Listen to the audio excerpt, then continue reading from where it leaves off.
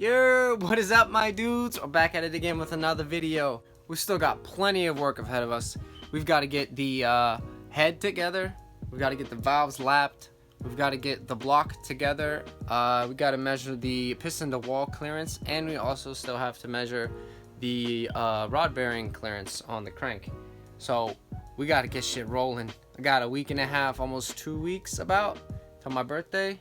Still having some trouble trying to find out where I'm gonna fucking do the swap, but whatever, we'll make it happen either way, because that's what we do. I'm gonna give you guys a little rundown on the parts going into the motor.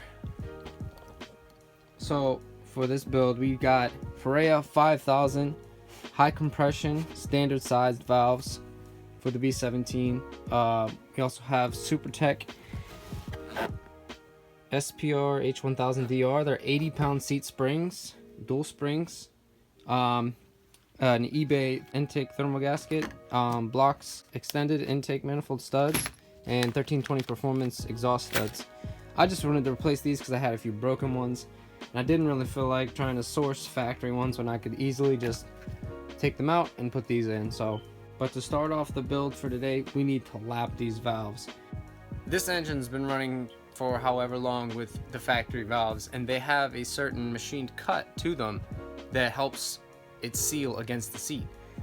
What we have to do is, because these valves are machined a little differently, possibly at a different angle, steeper or more shallow, we have to basically rub the valves together with some grinding compound that has some abrasive material in it, and it'll smooth the seat out so that they both create a very even distributing surface for heat to escape through the valve into the head and to create a better seal. So we have to basically put some grinding compound on the back of the valve and turn the valve on its seat to help create a better surface for the valve to seal and exchange heat.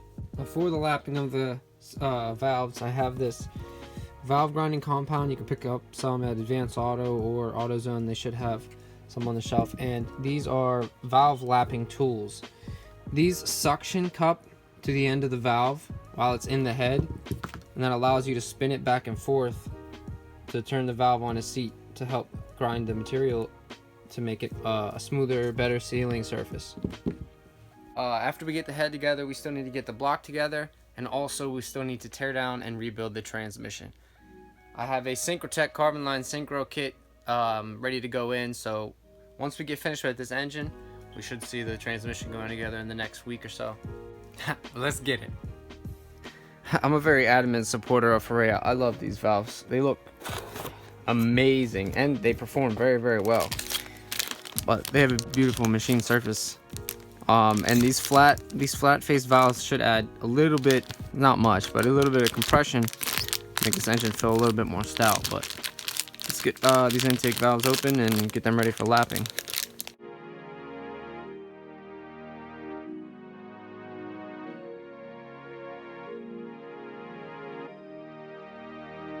Couple things to note when you're lapping the valves. You always want to clean the surfaces as well as you can before you lap the valve, and clean out, if you can, the valve stem itself. And then always use lubricant on your valve stems as you're lapping the valve. You don't want any scratches on the valves or anything to cause abrasiveness against the valve. So lubricate everything. And the valve grinding compound, you don't want any to get on the stem. You don't want any of that to get into the valve guide. It could cause valve guide wear, cause valve stem wear, and possibly, in worst case scenario, premature failure. So definitely got to stay clean. Also keep these numbered. If you lap this valve to this seat, this valve is only going to fit and seal to that seat. You can't move them to another cylinder. So you just want to make sure that you always keep whatever valve you have with that seat. So let's see.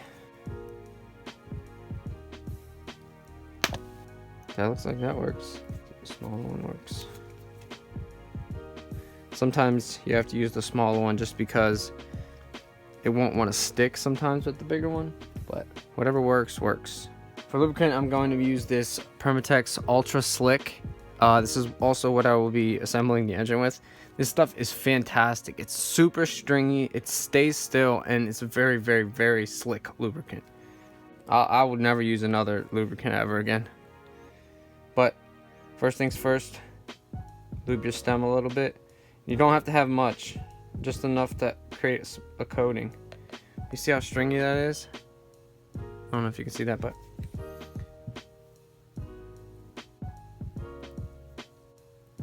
now the valve grinding compound, some people chose to put it directly on the valve.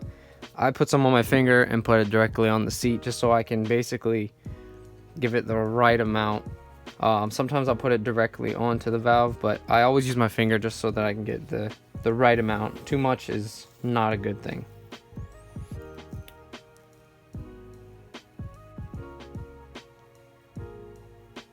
With the valve grinding compound now on the seat, you can slide the valve down into the guide and get your lapping tool and start lapping.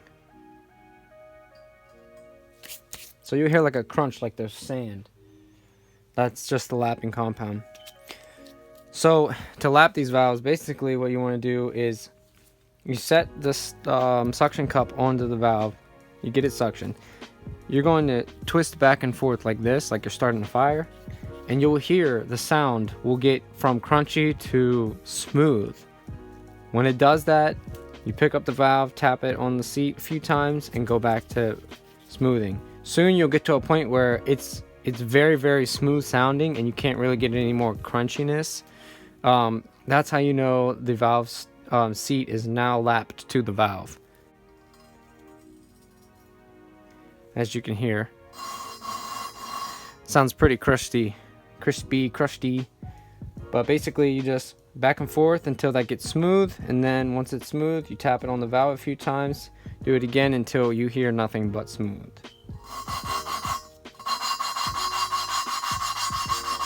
As you can hear, it's starting to smooth out a little bit.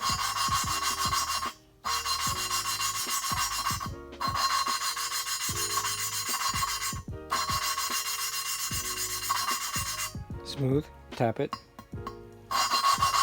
It's crusty again.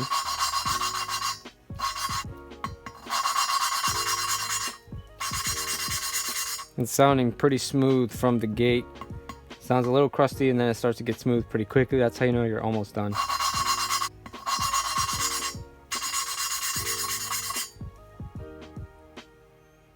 Go ahead and pull our valve out. We'll get the valve wiped off and we'll check the seat. Now you can see the difference in the exhaust seats. This one being lapped and this one not. This is also beforehand, so I can show you what it looks like now and then what it looks like afterwards after this one's lapped. But you can see how much more even and smoother of a surface that is. That will create a great seal and allow for better heat exchange from the valve to the seat.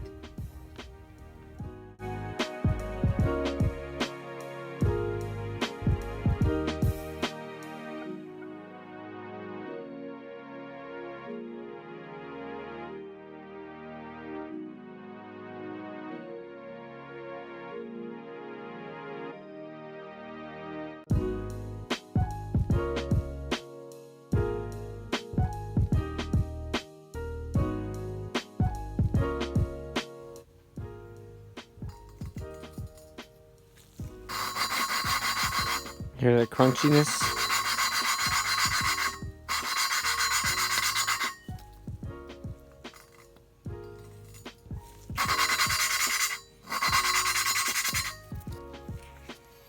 Doesn't want to stick. That's annoying, but you do what you gotta do.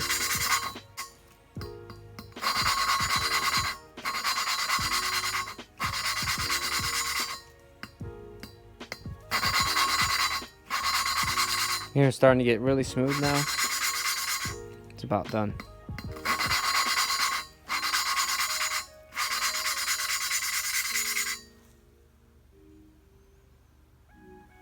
Now it's very important that you get all of this leftover material behind out of there so that it doesn't contaminate the valve guide while the engine's running, or so that your engine doesn't eat it.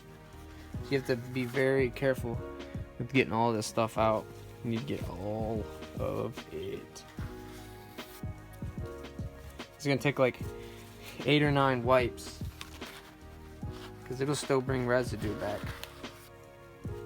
As you can see, on my like 4th wipe, still bringing out stuff. 5th.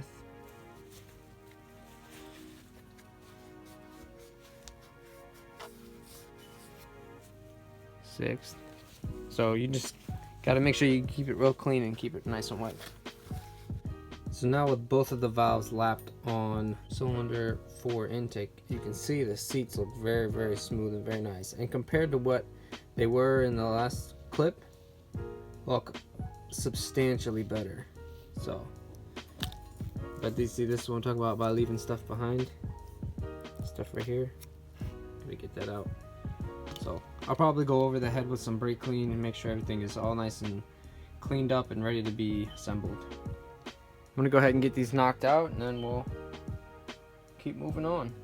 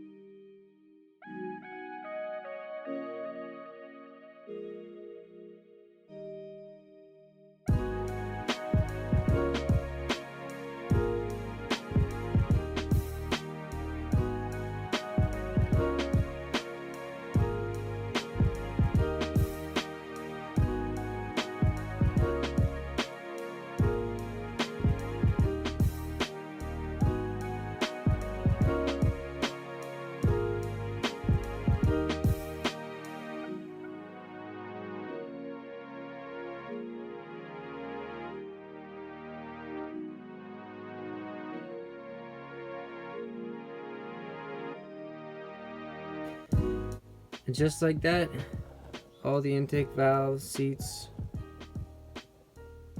are lapped. And we're on to the exhaust seats, and as you can see, they definitely look beat up. Like, that's gonna smoothen out a lot, but they look pretty beat. So here's a before, and then I'm gonna knock these out, and then we'll see an after. That is a huge difference.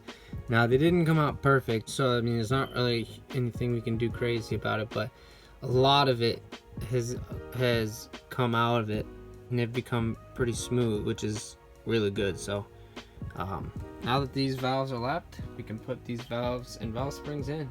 First thing to do is to get all the seats, spring seats, on the guide.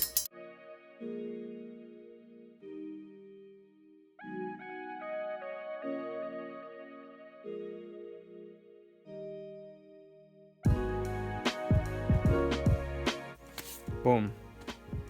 Then we're going to take out our valve stem seals. Supertech. I'm assuming this I and this E are for intake and exhaust. I thought the intake would be blue for fresh air and the exhaust would be brown for exhaust gases, but I don't think there's a difference, seeing as the guides are probably the same. So I'm just going to go with what's on the package and put the brown intakes on that side. I think it's the same size, so it shouldn't matter. There's a tool that you can use that pushes the valve stem seal down. I'm just going to be using a 10mm socket because that's how I've done it before and it worked perfectly fine. So just use a long 10mm and you should be good. Usually you put some lube or oil on the back side of the seal. It will help it go down over the guide a little better. I'm going to use this Ultra Slick because it's just what I'm going to use.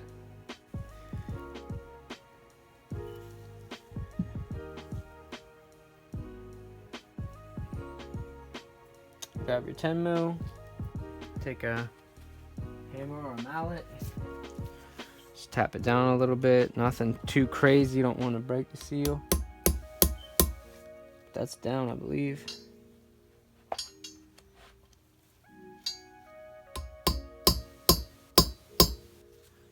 Seated.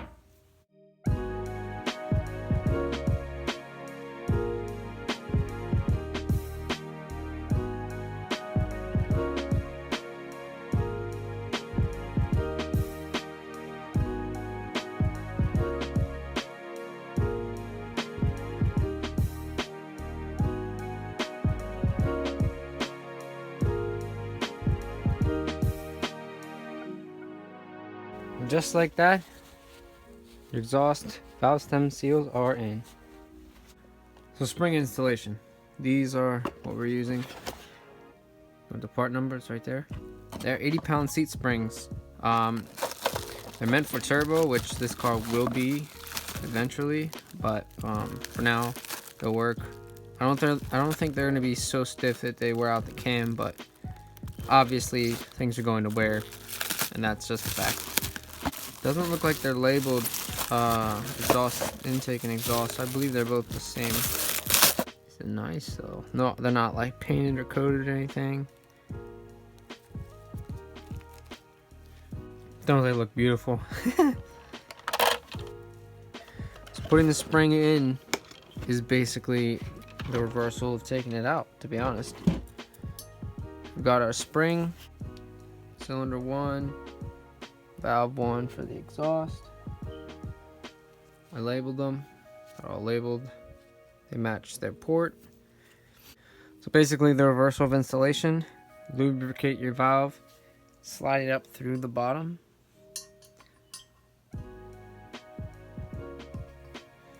Once you get to the seal, you'll see the head. Just keep your finger on top of the seal to get the valve through. And then from there, the tension from the valve stem seal should hold the valve still. Let me take your spring and our upper top retainer. Slide them down over. And now we need our valve spring compression tool. Put this on the center of our valve. Once you have it seated, go ahead and slowly start to compress your valve spring, watching the opening go over the valve stem. And here's the difficult part, putting in your keepers. This is literally the most difficult part, so you may need to grab a flathead and kind of push them where they need to go.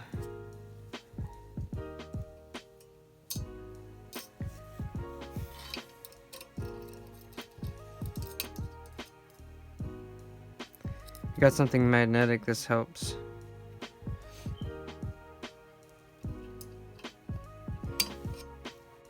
Didn't even know this was magnetic.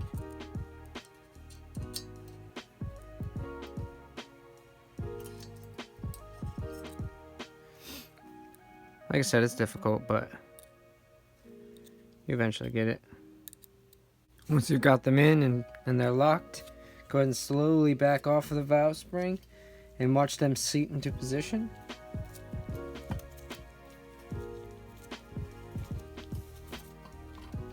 From there, you should be good. On to the next one. Same thing with the next valve. Make sure that you number them. Number 2, cylinder 1 exhaust. Second valve, number 2. Lubricate your valve. Slide it up from the bottom and put your valve spring and then valve spring retainer. Thumb on top, pop it through. Boom. Valve spring.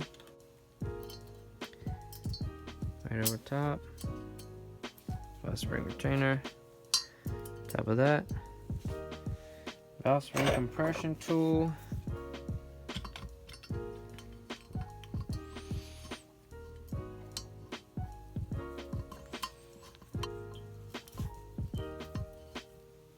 Get seated. Slowly start winding it down. Keepers.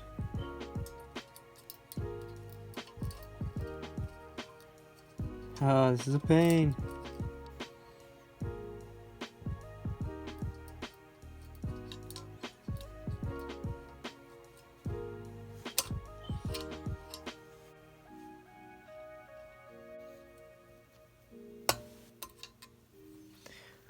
Get them in.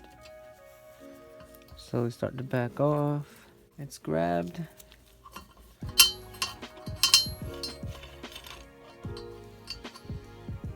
And that's basically how it is for the rest of the valves and the valve springs. Exact reversal of installation.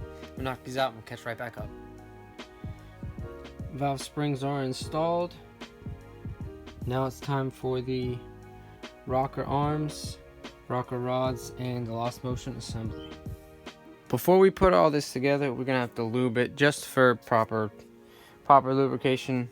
We don't want anything to dry start, basically. So I am going to be putting a little bit inside of the LMAs, just so they have some little bit of lubrication, you know, and along the outside, so they slide down into their respective places.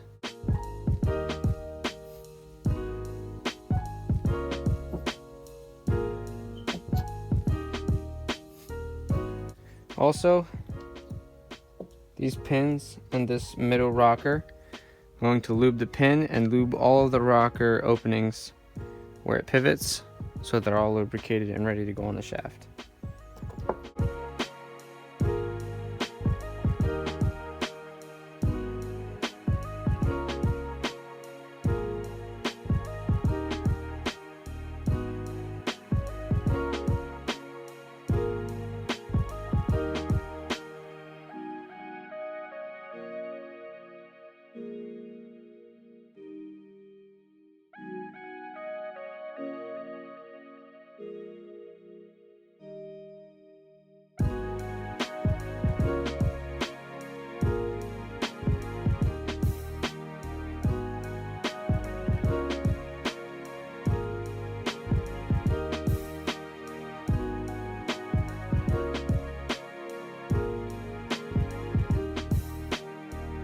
Now with all of the rockers lubed and the LMAs inserted, all we have left to do is lube this shaft and slide her on in.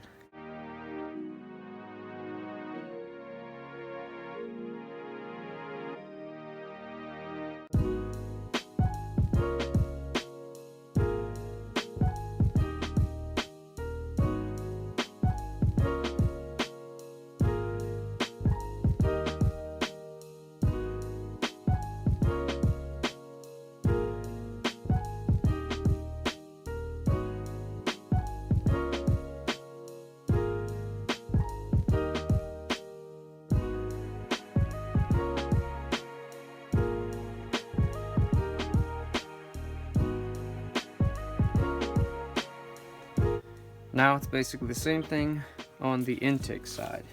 Let's go ahead and get this shaft lubricated.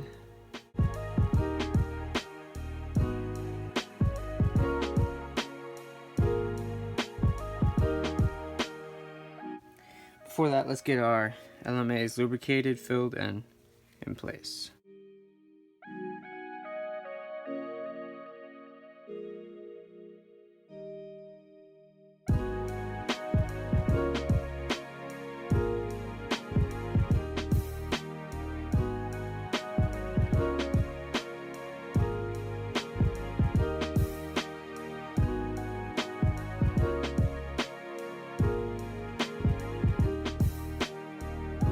In a little bit.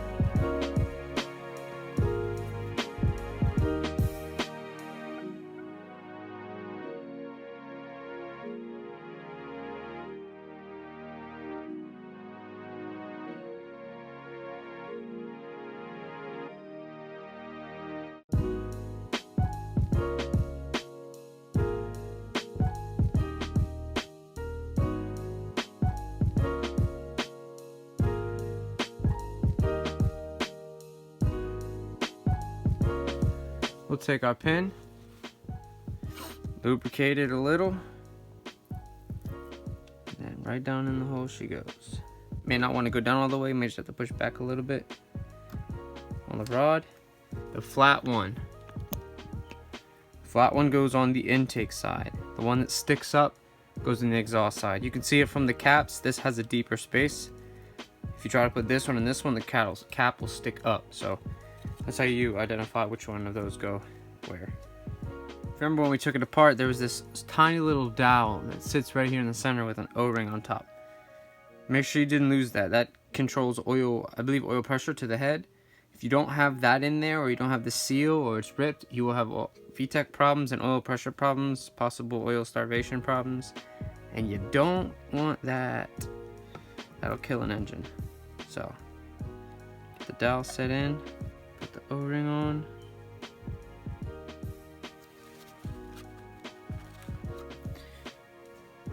After that, the only few things we have left to do besides put the camshafts in and the cam caps on, we have to insert our rocker rod locks, basically. There's 3 of them, 2 here and 1 on the intake side. And then insert our exhaust and intake manifold studs.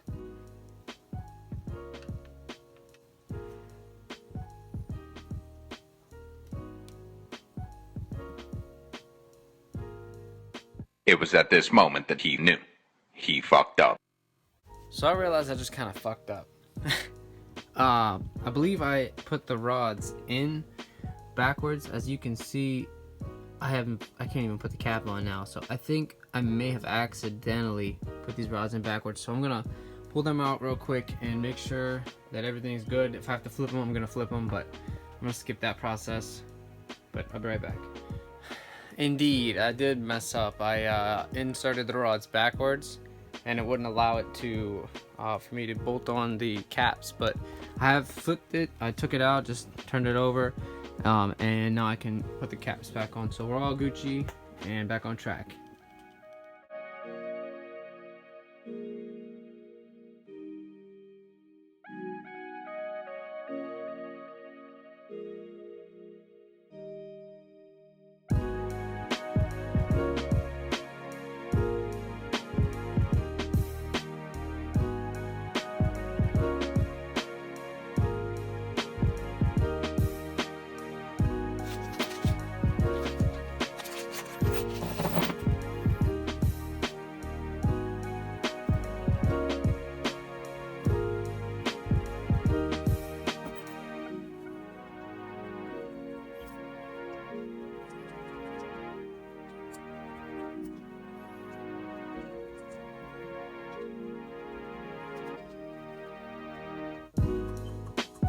When installing these exhaust studs, you don't really want to crank them down.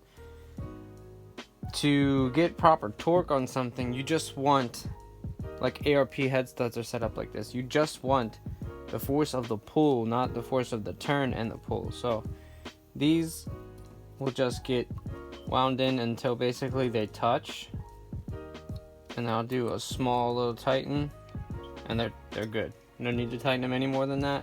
They'll seal, they'll allow proper torquing of the bolts, and won't have to worry about anything stripping or over tightening.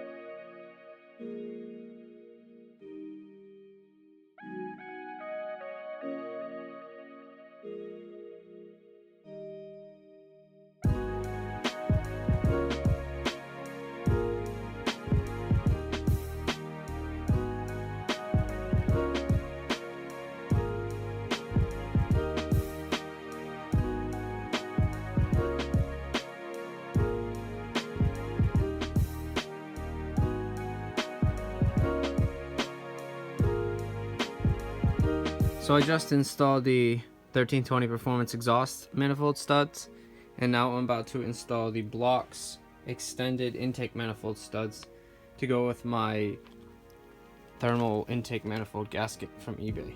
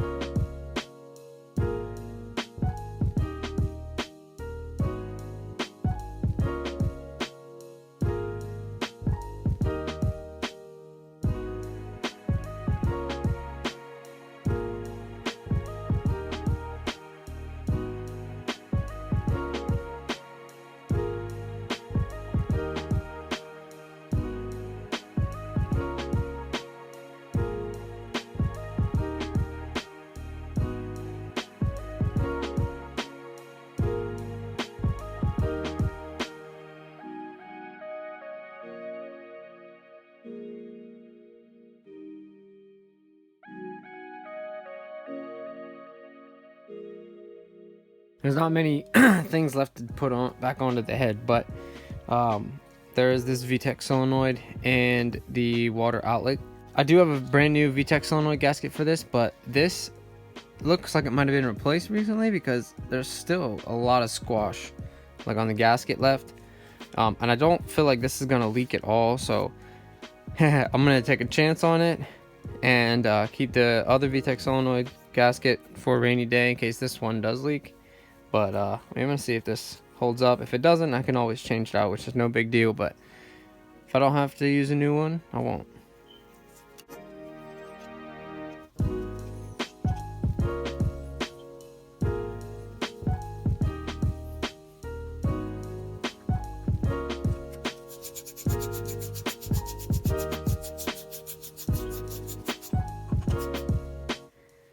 I'm gonna go ahead and put some gasket maker on the surface.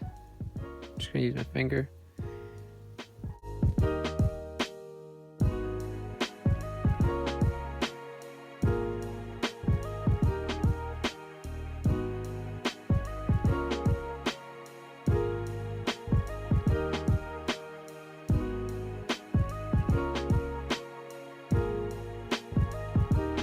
So with those two final pieces put on, the head is about finished. The only thing we need to do is put the cams on, torque the cam caps down, and camshaft seals. But other than that, the head is together. I'm not gonna put the head on the block until the block is in the car. I'm gonna put the block and transmission together into the car first, and then put the head on once that is in the car. This will sit until a couple weeks, a week and a half, until we're ready to put it in the car, and then I'll put the head on. I wanted to give y'all a sneak peek, kind of sorta, of the valve cover. I painted it wrinkle black myself, primered it, wrinkled it. It came out pretty well. I did sand the letters to try and make them look nice. I think I might have did a little too much sanding on the edges by accident. It kind of looks a little bit more gray, but you can kind of see the spots like this where I might have went a little bit thicker than others, but that wrinkle looks really good. And if you can see that light grayness, as I was sanding the letters down, I think I might have touched the edge and a little bit up here too, but it looks really clean. It wrinkled very, very well for being the VHT can paint, so I ain't even mad. I'm gonna rock it because I think it looks sick. So if you got this far, thanks for watching. Leave a comment, tell me what you guys think. Stay tuned for the build, and we'll catch you in the next one.